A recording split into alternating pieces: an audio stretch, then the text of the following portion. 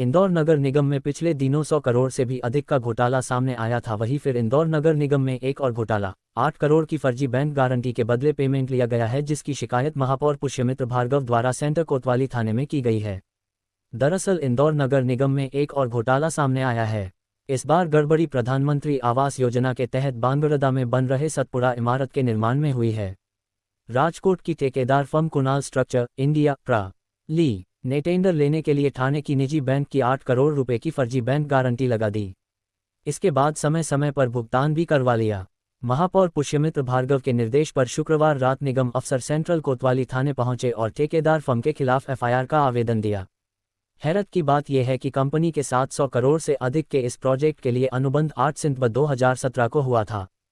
उसने काम शुरू भी कर दिया और बीच बीच में कंपनी ने जितने बिल लगाए उस पर 5% सिक्योरिटी डिपॉजिट काटकर पेमेंट भी कर दिया।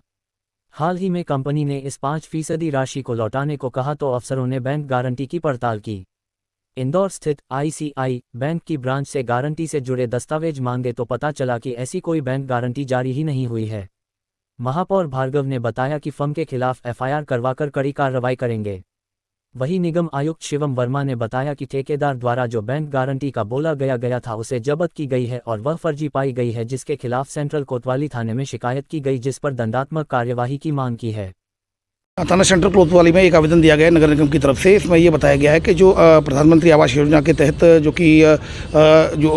जो बैंक गारंटी दी जाती है ठेकेदार के द्वारा, उस ठेकेदार के द्वारा बैंक गारंटी में फ्रॉड किया गया है। जो बैंक गारंटी 5% जमा होती है तो वो बैंक गारंटी में फ्रॉड किया गया है। आईसीआईसीआई बैंक से जब पता किया गया है तो उनके द्वारा बताया गया है कि हम इसको जानते नहीं है, हमने कोई बैंक गारंटी दी है। तो बैंक गारंटी में फ्रॉड की सूचना पर से अभी फिलहाल आवेदन दिया गया है। इसके पॉइंट्स को वेरीफाई कर रहे हैं।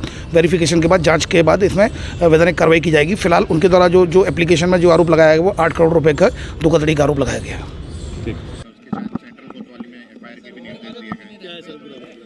ये जो हम लोग को इसमें बैंक गारंटी दी गई थी, वो बैंक गारंटी जब इसको हम लोग ने जब जब्त किया और उसको कैश कराना चाहा तो वो गलत पाई गई, फर्जी पाई गई। और इसका जब ये जानकारी संज्ञान में आई तो तत्काल इसमें एफआईआर के निर्देश दिए और आगामी भी जो हम लोग दंडात्मक कार्रवाई वो करेंगे। कौन अभी प्राथमिक तौर पर दोषी फिलहाल खुलासा कैसे हुआ, कैसे पता चला? इसमें एक्चुअली जब इन पे जब कार्रवाई की गई कि इनकी जो बैंक गारंटी जब्त की गई थी उसको रासात किया गया, उसको कैश कराने के लिए जब हम लोग ने बैंक को लिखा तो बैंक की तरफ से ये आया प्रतिवेदन कि ये बैंक गारंटी उनके यहाँ से नहीं की गई है, जबकि पूर्व में बैंक गारंटी को बैंक से वेरीफाई भी किया गया था। तो इसमें एफआईआर कराई गई है। मेरे ख्याल से इसमें जब आगे जांच होगी तो बैंक के भी लोग इसमें शायद संभावना दिखती है इसमें, और बाकी जो फर्म है उसके ऊपर तो कार्रवाई होगी। दूसरी बैंक गारंटी भी इसमें फर्जी हो सकती है, जो पहली है, दूसरी जो बिल्कुल हम लोग इसको हाँ, इनको जो भी इससे जुड़े हुए तथ्य हैं, अभी चूंकि प्रारंभिक तौर पे हमने एफआईआर के निर्देश दे दिए हैं और इस पर जो आगे और तथ्य आएंगे उस पर हम लोग नियमानुसार कार्रवाई करेंगे।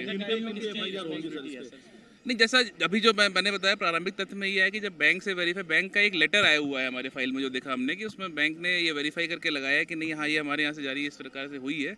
तो हम लोग उस तथ्य को भी चेक करेंगे कि ये क्या बैंक के ऑथराइज उससे आई है कि नहीं। अब चूंकि एफआईआर होगी तो उसमें सारे जो जुड़े हुए तथ्य हैं उन सब का खुलासा होगा, सब पे जांच होगी तो कोई निष्कर्ष भी निकलेगा और हम लोग आगे अमाउंट 10 करोड़ के लगभग है ये अमाउंट।